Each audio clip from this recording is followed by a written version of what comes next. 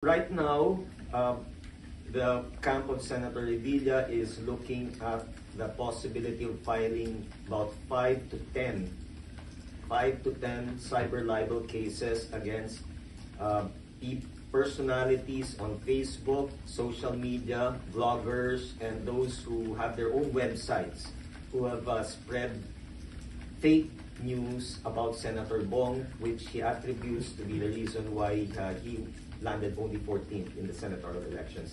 What will happen first is that once that it is vetted, we will choose kung sino yung the ones who deserve really, no, to be charged and who should be made responsible for this, to serve as an example as well to the public.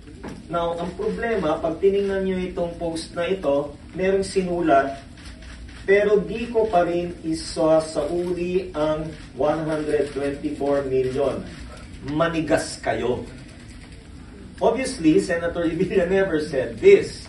And yet, it is being made in social media, and it has been shared so many times to show na parang not only na siya ay hindi nagsusole, because as I mentioned, there is nothing in the decision of the Sandigan Bayan wherein he was been ordered to return any amount to the government.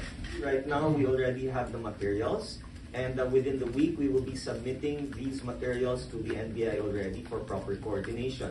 Now, once that, during the same period, the complaints will already be drafted, and then the only thing that we will await are the bona fides of these individuals, yung kanilang true names, as well as yung kanilang addresses. That's it. So probably you can expect anytime by next week or 2 weeks from now, there will be a series of cases that will be filed by Senator Revilla.